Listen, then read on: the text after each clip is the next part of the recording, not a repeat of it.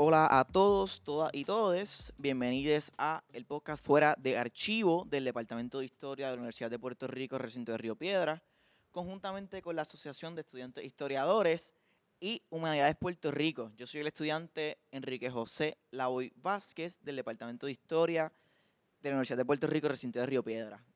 Y yo soy Guillermo Arias Latke, igualmente de estudiante de Historia. Estamos felices de estar en la sede de Humanidades Puerto Rico, aquí en el cuartel de Vallajá, que nos brinda un espacio único para el diálogo y especialmente el diálogo sobre la historia, que es lo que nos gusta tanto. Esta es la segunda parte de un podcast que habíamos hecho anteriormente en el que discutimos sobre los espacios y lugares de la memoria con la profesora y doctora Windy Cosme Rosario y el profesor Marcelo Luzzi Traficante. Entonces nos habíamos quedado hablando sobre las investigaciones de Windy en Chile, pero nos habíamos preguntado qué ha pasado con Puerto Rico, qué ha pasado con Puerto Rico. ¿Cómo podemos entonces empezar a pensar espacios de memoria en Puerto Rico? ¿Cómo podrían cuestionar estos espacios, las narrativas bien establecidas en la historiografía? Y al mismo tiempo, cómo estos nuevos espacios o cómo estos espacios de memoria podrían abrir umbrales a nuevas historias de carácter emancipador o restaurativo. Bien, a mí me parece que esa es uno de los puntos que, digamos, como uno de los debes de la historiografía, en general, en Puerto Rico en particular, de las humanidades públicas o de la historia pública, que debemos ir profundizando. Pensar, como decíamos en el episodio anterior, los espacios de memoria implica abrir posibilidades a que esos acontecimientos traumáticos o que esos procesos de una comunidad sean también resignificados como acontecimiento. ¿Qué quiero decir? A veces lo que vive una comunidad, el proceso de violencia, no es narrado como proceso de violencia, o lo que vive la comunidad, pensemos en el desplazamiento, que es un proceso de violencia, no es narrado como acontecimiento en tanto que no es nombrado en las historias hegemónicas. Al no ser nombrado, no es tenido en cuenta en la producción de conocimiento. Al no ser tenido en cuenta en la producción de conocimiento, es desplazado de esa narrativa que nos confiere sentido como colectivo. Al no ser narrado, entonces, lo que acontece es un invisibilizamiento, un silenciamiento, un olvido, un desplazamiento.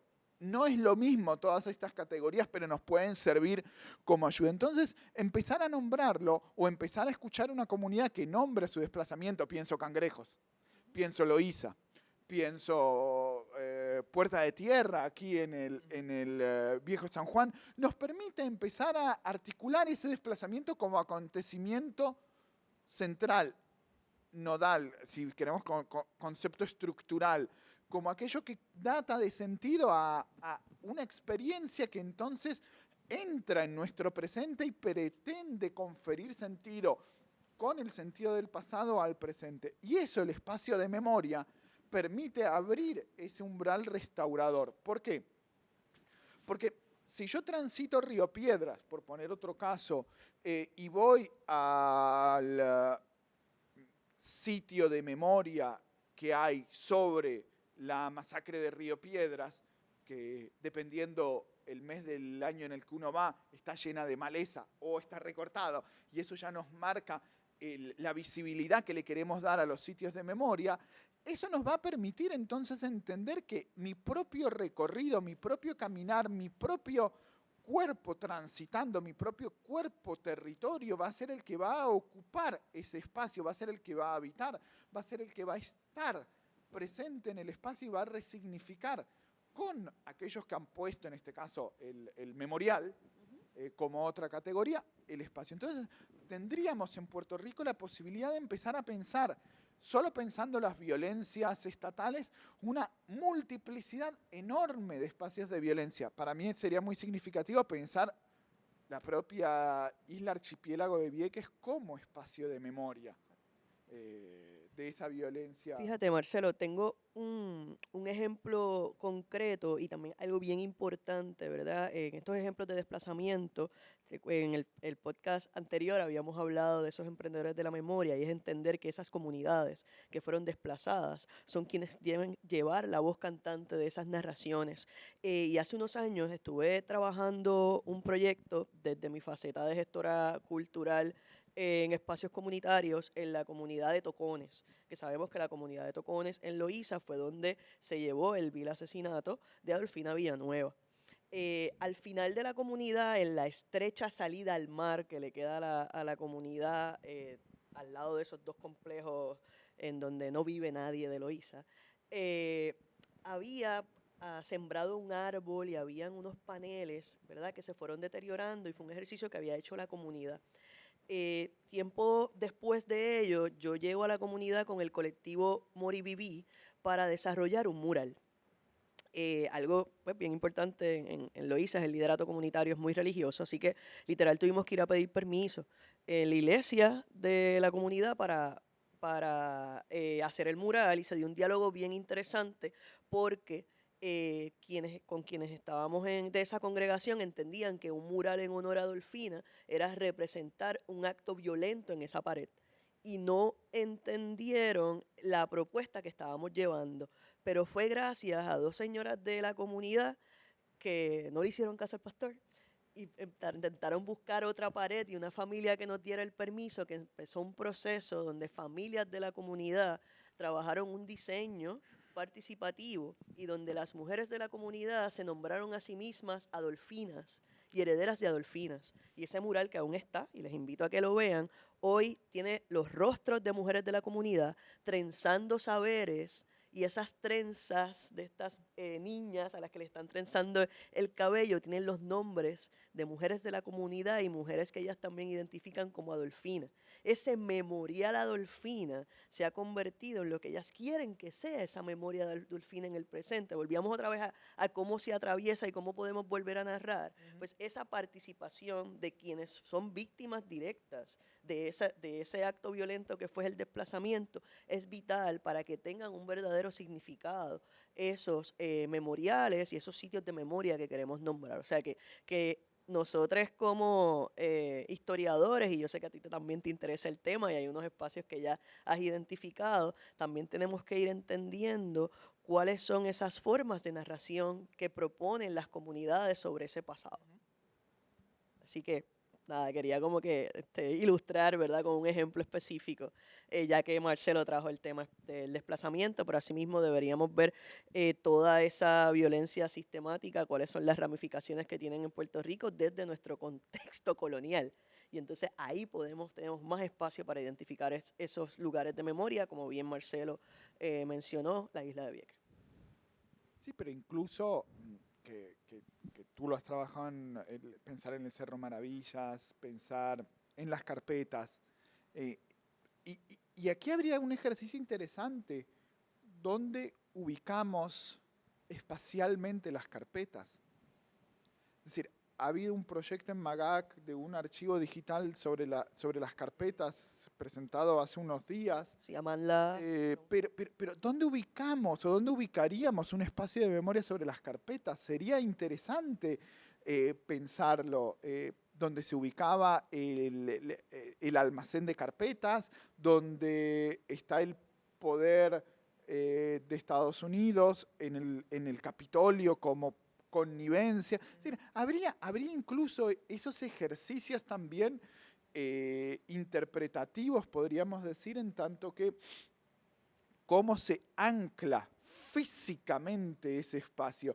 Porque esto no es menor, la marcadura territorial, la traza sobre el espacio. No es menor en tanto que es lo que nos va a permitir también entender vínculos diferentes. Si yo lo pienso, para mí la categoría espacio de memoria es muy relevante para la historiografía latinoamericana, y si yo pienso en los espacios de memoria de las violencias políticas en América Latina, no es lo mismo pensarlos en Argentina, de donde yo vengo, que pensarlos en Colombia. En Argentina es muy clara la trazadura física En tanto que tú hablabas antes de la ESMA, de la Escuela Superior de Mecánica de la Armada, hoy ex Escuela Superior de Mecánica de la Armada, complejo de memoria, espacio de memoria, museo, hoy en día casi desmantelado por un gobierno de derechas, pero si lo pensamos en Colombia tendríamos que pensar en dónde se produjeron esos actos y muchos fueron en territorio de la selva. Entonces, ¿cómo se ancla territorialmente una marca ahí? Y nuestra relación con ese espacio va a ser diferente, porque si mi posibilidad de transitar la ESMA, de transitar ese espacio es diferente al que voy a tener en esos otros lugares. Por eso digo que si lo pensamos para Puerto Rico, ¿dónde dónde ubicamos esos espacios de memoria, si queremos, simbólicos? En algunos son concretos, específicos. El Cerro Maravillas es muy, muy concreto y específico. No, pero otros a lo mejor no lo tenemos tan claro. También es importante y es un ejercicio de discusión que va a tener que ser, si hay una comunidad que narra esa violencia, con la comunidad, desde la comunidad, por la comunidad, y en otros también va a tener que ser un ejercicio pensando desde qué estamos entendiendo por espacio de memoria. Yo tengo una pregunta antes de cambiar el próximo tema sobre esta cuestión de los espacios de la memoria de Puerto Rico. Y es que algunos argumentarían que en Puerto Rico no ha habido esta construcción de espacios de la memoria debido a la realidad colonial, pero no sé si ustedes lo vean tan así. ¿Por qué ustedes piensan que en Puerto Rico no ha habido esta proliferación de trabajos sobre los estudios sobre la memoria y sobre la construcción de estos espacios como ha habido en América Latina? ¿Es que en Puerto Rico no hubo violencia? O sea, ¿cómo podríamos pensarlo? ¿Cómo ustedes lo contestarían este tipo de preguntas?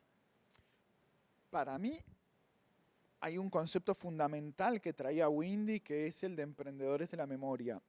Y creo que cada vez hay más emprendedores de la memoria a los que la academia no reconoce. Y ahí para mí radica el problema. Si yo pienso en Lester Nurse, en Cangrejos, es un emprendedor de la memoria. ¿Qué círculo académico lo reconoce como emprendedor de la memoria?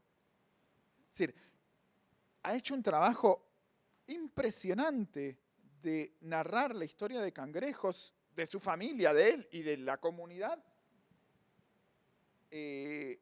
por fuera de la narrativa hegemónica sobre la conformación de Santurce, bla, bla, bla, bla, bla, pero no lo reconocemos como emprendedor de la memoria.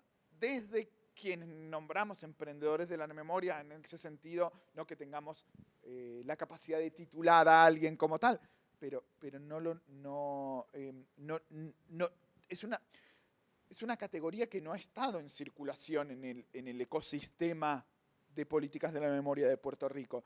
Y si yo pienso en América Latina, la mayoría del trabajo sobre memoria es por emprendedores de la memoria. Y entonces si nosotros acá no reconocemos a los emprendedores de la memoria, vamos a tener un hándicap para poder hacer trabajo de la memoria. Y es importante que ese reconocimiento no sea tratando de identificar cuál parecido es al trabajo de los emprendedores de la memoria que se hace en América Latina, porque nosotros tenemos nuestras propias formas de hacer.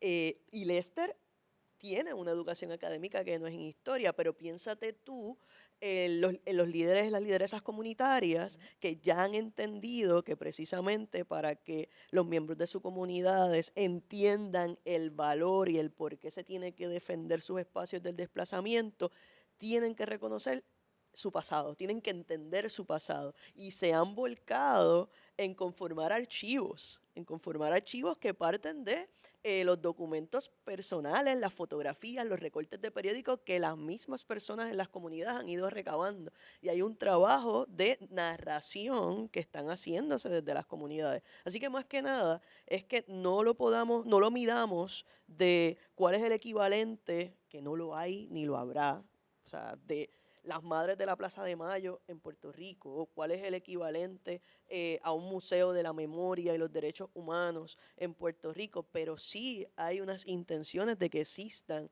museos de la memoria comunitaria atadas a unas violencias específicas que sufrimos aquí, porque yo creo que eso es bien importante, el que podamos identificar que sí, que estamos también atravesados por unas violencias y unos traumas que son distintos. Pero el nombrarlo distinto no implica mayor o menor. Claro.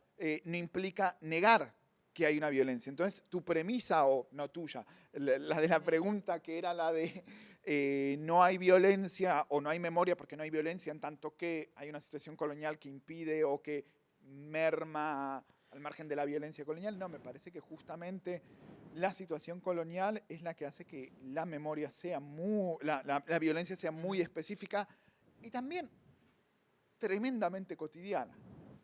Porque la negligencia estatal es violencia. Y si empezamos por ahí, ejemplos de más vamos a tener. Entonces, profesor, usted mencionó el gobierno de derecha en Argentina, ¿verdad? El efecto que está teniendo en este tipo de trabajo. Y entonces, en este mismo contexto, donde existe una amenaza conservadora sobre el pasado, eh, ¿cómo pensar los espacios de memoria nos ayudaría a resistir o combatir? Bien, me parece que es fundamental por primera cuestión porque nos permite tener un anclaje físico sobre algo que estamos concibiendo de una determinada forma. No, con esto no quiero decir que las interpretaciones son múltiples y todas válidas. No.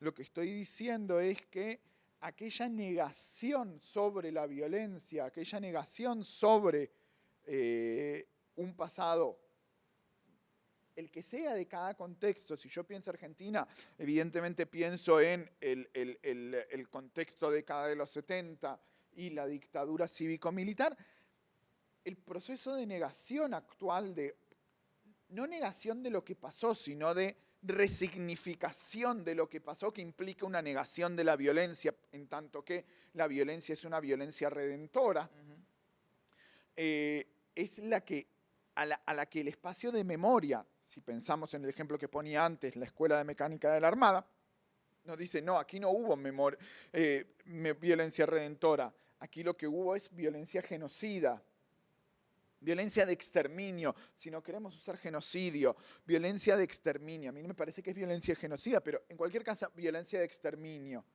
Entonces, ese marcaje territorial físico es el que nos permite también un ejercicio de resistencia. Por eso hay un ataque, pensando en las derechas, a este tipo de políticas. Porque el desfinanciamiento de estas cuestiones es la que impide su conservación y, por ende, ese anclaje físico que nos permite, entonces, dialogar desde otra perspectiva, con otra mirada, con otra posibilidad enunciativa sobre ese pasado. Pues yo tengo una pregunta que surge a partir de esta contestación y es, entonces, ¿cómo o por qué sería bien peligroso, sería peligroso este nuevo eslogan de memoria, verdad y justicia completa que está articulando el gobierno de Javier Milei con figuras como Agustín Laje? ¿Por qué es tan peligroso? ¿Por qué es peligroso estas nuevas formas de resignificar el pasado? Primero, porque es mentira. Cuando digo es mentira, es que, con perdón, pero sí, memoria, verdad y justicia completa es un eslogan falso, en tanto que no hay un por fuera de lo anterior. Porque en lo anterior no había una negación de la violencia de la izquierda, que es el argumento de, claro, hay una memoria, verdad y justicia incompleta, en tanto que no se contemplaba la violencia de la izquierda, que es la que nos permite explicar ese contexto de violencia después del Estado y, por ende, el contexto de, como ellos nombraban, guerra. Entonces, eso es falso, porque nunca hubo una negación de la violencia. Lo que hay es la negación de considerar que esa violencia explica, justifica o permite entender los golpes cívico-militares. No, la respuesta es muy simple. Hubo violencia, rompía el marco legal. Sí. ¿Qué es lo que hace un Estado de Derecho ante eso? Un proceso judicial con garantías judiciales y si se determina prisión, se determinará. ¿Qué es lo que hizo la dictadura cívico-militar? Campos de concentración y de exterminio. Entonces, esa cuestión de replantear en cierto punto la teoría de los dos demonios. A un demonio de la violencia de la izquierda le subyace un demonio de la violencia de la izquierda, de fuerzas diametralmente opuestas, es la que nos lleva a embarrar, perdón por el símil futbolero, embarrar la cancha, embarrar el terreno de discusión de tal manera que todos quedamos en una idea de somos igualmente responsables, como se dijo en la Guerra Civil Española, todos fuimos culpables, en la transición española. No, perdón, no, todos no fuimos culpables, todos no fuimos quienes perpetramos esto. Enrique, y también, ¿verdad? Lo peligroso es el que la idea de la justificación prevalezca. Porque entonces si son justificables, es justificable la violación sistemática de derechos humanos, hay espacio para la repetición. Ese es lo que nos debe dar miedo y terror. Y eso es lo que preocupa también si lo pensamos para Puerto Rico. Es decir, pensar que se siga justificando el asesinato de Cerro Maravilla porque iban a hacer no sé qué, eran no sé qué, tenían no sé qué. Esa lógica de la posibilidad de justificar esa violencia asesina es de por sí un punto de no retorno para el diálogo político. Muchas gracias por la respuesta. Y solamente para terminar, para concluir, ¿cómo los espacios de memoria y los estudios de memoria animan estudiantes como nosotros a estudiar historia?